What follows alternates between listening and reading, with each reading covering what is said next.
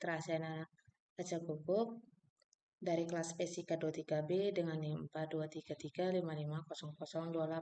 Saya di sini akan membuat video pembelajaran untuk mata kuliah Desain Analisis dan Algoritma mengenai materi fungsi rekursif. Nah, baiklah di sini akan saya lanjutkan mengenai video pembelajarannya. Saksikan.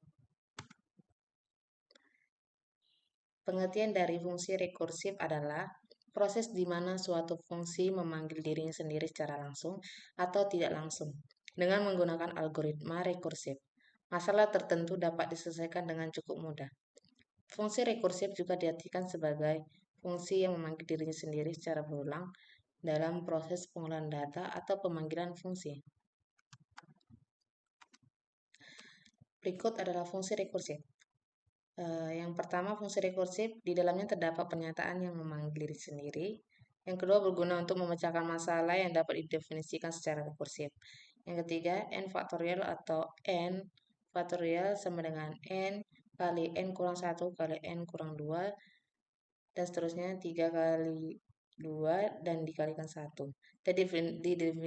Dan didefinisikan bahwa 0 faktorial sama dengan 1. Contohnya, yang pertama, 3 faktorial sama dengan 3 dikali 2 dikali 1. 4 faktorial sama dengan 4 dikali 3 dikali 2 dikali 1. Nah, pada 3 dikali 2 dikali 1 difaktorialkan menjadi 4 faktorial sama dengan 4 dikali 3 faktorial yang telah diturunkan menjadi 3 faktorialnya dari 3 kali 2 kali 1. Selanjutnya, n faktorial sama dengan n kali n kurang 1 faktorial. Faktorial n atau n faktorial didefinisikan sebagai berikut. Jika n sama dengan 0, n faktorial sama dengan 1. Jika n lebih besar dari 0, n faktorial sama dengan n kali n kurang 1 faktorial. 4 faktorial sama dengan 4 dikali 3 faktorial. 3 faktorial sama dengan 3 dikali 2 faktorial. 2 faktorial sama dengan 2 dikali 1 faktorial. 1 faktorial sama dengan 1 dikali 0 faktorial. Maka 0 faktorial sama dengan 1. Jadi 4 faktorial sama dengan 4 dikali 3 dikali 2 kali 1 sama dengan 24. Nah, fungsi rekursif mempunyai dua komponen, yaitu yang pertama ada base case yang mengembalikan nilai tanpa melakukan pemanggilan rekursi berikutnya. Rekursi berakhir jika base case dijumpai atau dipenuhi. Yang kedua ada recursion call atau reduction step. Memanggil fungsi rekursif di dalam menghubungkan sebuah fungsi rekursif dengan fungsi rekursif di dalamnya. Dan juga biasanya yang memiliki keyword return untuk mengembalikan nilai ke fungsi yang memanggilnya. Nah, berikut perbedaan antara rekursif dan iteratif.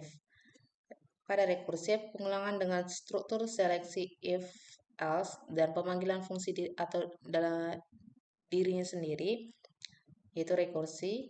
Yang pertama, pengulangan berhenti saat base case dijumpai atau dipenuhi, atau convergen terhadap base case. Yang kedua, pengulangan tanpa henti jika base case tidak pernah dijumpai atau dipenuhi, atau tidak convergen terhadap base case. Biaya proses lebih tinggi dengan pemanggilan banyak fungsi atau butuh memori lebih besar dan kerja prosesor lebih tinggi. Yang keempat, terbaca lebih jelas, model lebih dekat dengan masalah, contoh faktorial dan Fibonacci. Pada iteratif, pengulangan dengan struktur repetisi atau for atau while. Yang pertama, pengulangan berhenti saat kondisi pengulangan bernilai salah atau false. Yang kedua, pengulangan tanpa henti jika kondisi pengulangan selalu benar. Yang ketiga, biaya proses lebih rendah atau kebutuhan memori lebih kecil dan kerja prosesor lebih rendah karena proses pengulangan berada dalam suatu fungsi. Yang terakhir, terbaca kurang jelas, model kurang dekat dengan masalah. Contohnya pada faktorial Fibonacci. Bilangan Fibonacci. Urutan bilangan 0, 1, 1, 2, 3, 5, 8, 13 disebut bilangan Fibonacci. Hubungan antara satu angka dengan angka berikutnya didefinisikan secara rekursif sebagai berikut.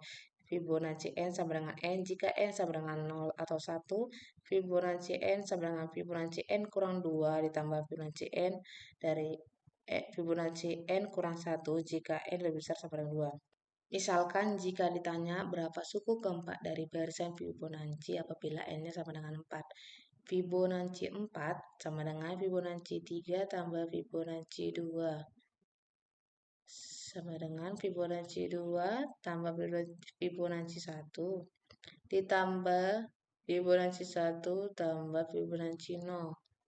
Fibonacci 0 ditambah Fibonacci 1 ditambah 1 tambah 0.